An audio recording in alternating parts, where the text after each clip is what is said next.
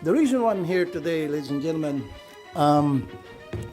merong nagaganap na epidemic ngayon sa ating bansa at lumalala ang epidemic na ito. It's about time na lahat tayo magtulong-tulungan para magamot itong malalang epidemic na for me.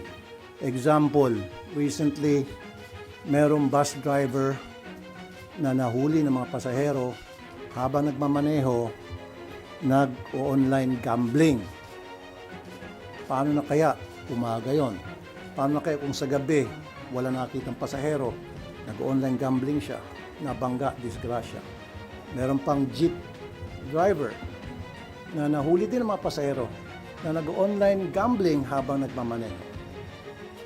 And meron pang sa PTEX ata yun, ni-raid ng mga pulis lahat ng mga bus drivers lulong sa online gambling. Napakarami ng taong lulong dito sa online gambling kasi napakadali ma-access.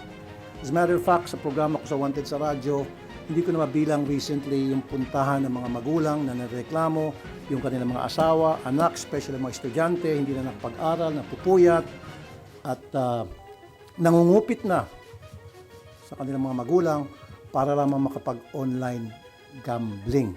Especially itong scatter. Sobrang lala na. Something has to be done. That's why I'm filing a bill na total stop. Hindi yung regulated. Hindi yung strictly regulated. For me, no. It has to stop. Grabe na.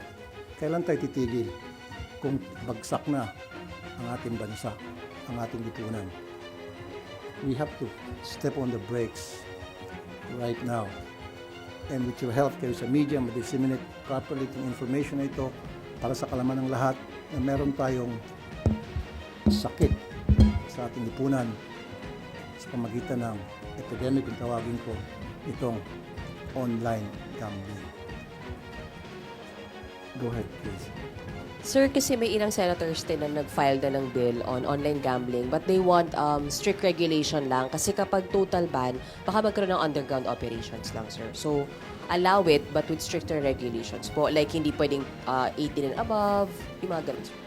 Ay, 18 and below, I'm sorry. Okay, well, inahangaan ko yung mga kasamang senador na nagsabing strictly regulated itong online gambling. Pero ako, in my opinion, kailangan talaga total ban.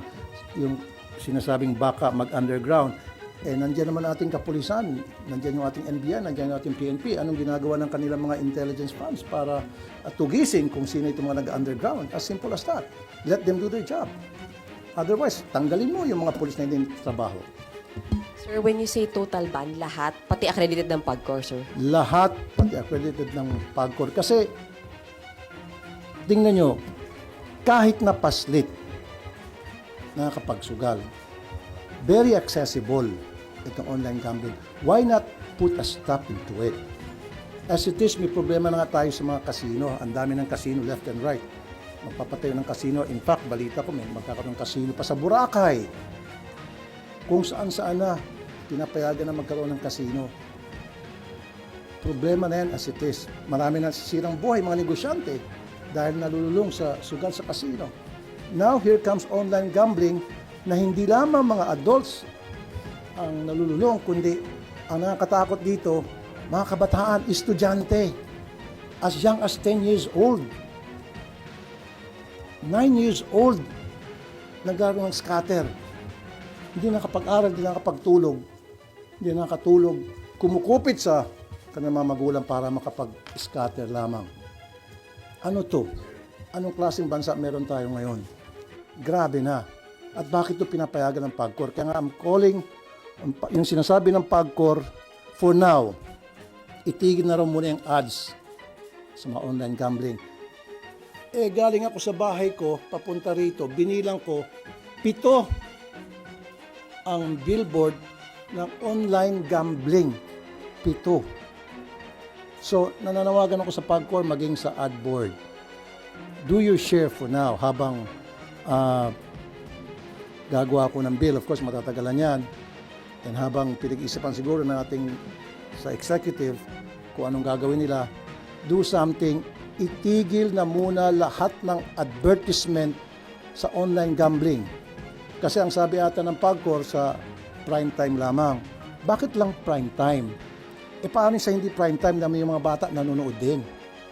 So dapat tigil yun sa TV, radio, newspaper, social media, lahat.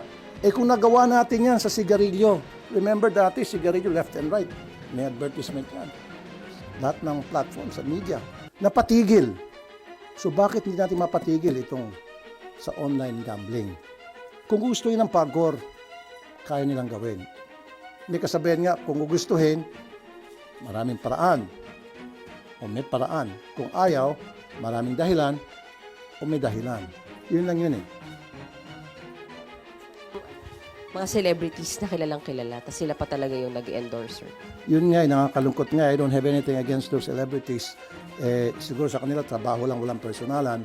Pero ang hindi kasi alam din itong mga celebrities na nag-endorse itong online gambling na maraming nasisira. Who knows, baka mga kamag-anak nila, kakilala nila, mahal nila sa buhay ay nalululong na sa sugal na ini-endorse nila mismo sa kanilang social media accounts or sa TV or radio. Pero paano yun? May mga malalaking tao daw, including lawmakers, ang engaged sa online gambling operation.